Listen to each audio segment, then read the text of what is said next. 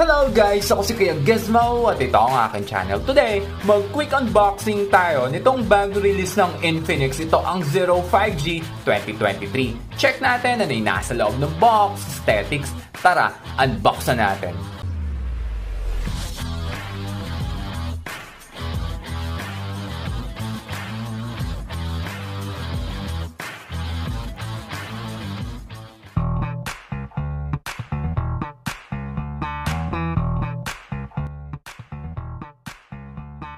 Bago sa unit, check muna natin ano yung nasa loob ng box. Dito sa loob ng box ay nandito yung customer service card. Itong pinaglalagyan ng unit guys ay box din ito. So guys, sa unang layer ng box ay nandito yung SIM ejector, warranty card, at card coupon. Ang okay lagi sa Infinix ay meron siyang kasamang jelly case.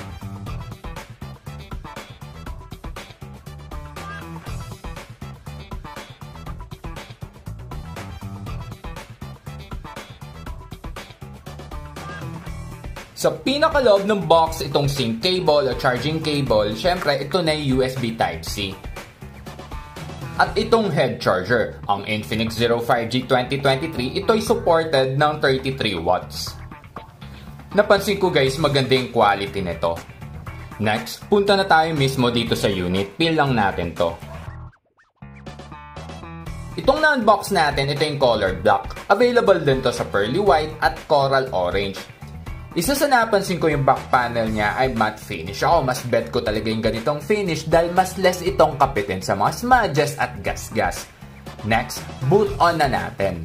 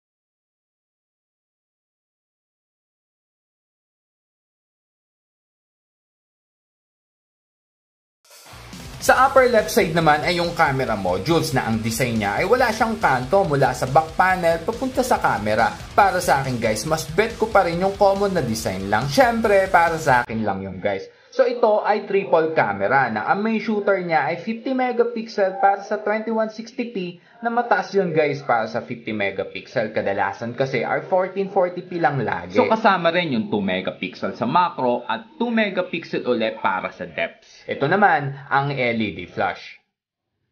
So guys, nasa default lang ang ginawa ko dito, yung 1080p sa 30 fps. Para sa akin ay tama lang naman yung quality ng camera kasi ang pinaka rockstar naman kasi talaga dito ay yung chipset naman talaga. Nag-try din ako para sa 10x zoom, ayan medyo may noise nga lang para sa max.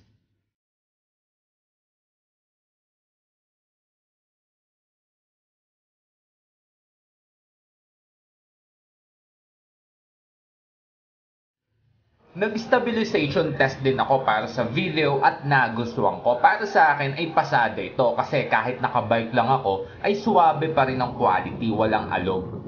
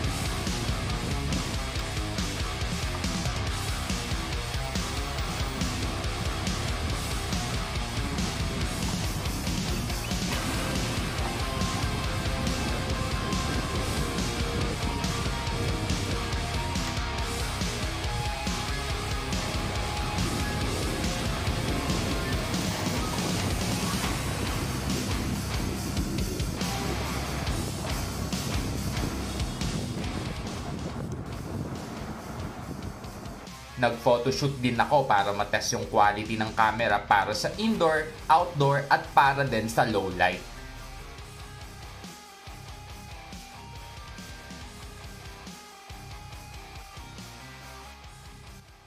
Dagdag details ko lang, sa right side niya itong volume rocker at itong power button. Ito rin ang fingerprint scanner niya. Across the screen ay nag-iisa lang siya dito na SIM tray. Check natin kung anong klaseng tray ito. So guys, meron itong dedicated card slot, meaning pwede kang maglagay ng SD card. On the flip side ay yung dalawang SIM. Sa ilalim naman itong speaker grill, charging port, primary mic at itong 3.5 jack. Sa taas naman itong secondary mic at dito bandang screen ay nandito yung earpiece. So guys, ito ay single speaker lang pero ang isang napansin ko guys ay gumanda yung quality ng tunog nito kaysa sa mga dating mga na-unbox ko or yung mga dating model. So good job sa Infinix. Ang Bluetooth version naman nito ay 5.2. Ang battery nito ay massive na 5000 mAh na supported ito ng 33 watts. Next, explore naman natin yung user interface nitong Infinix. Check natin kung anong Android version to at check na rin natin kung marami itong mga bloatware.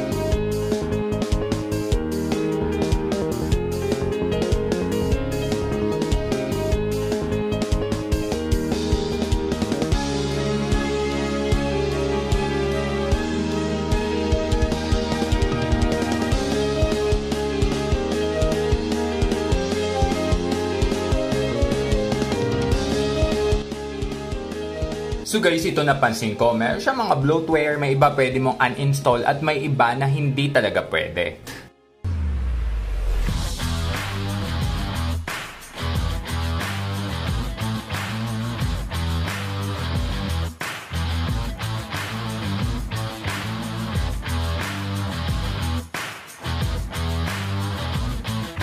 So yun lang guys, hanggang sa mga susunod na mga quick unboxing. Peace!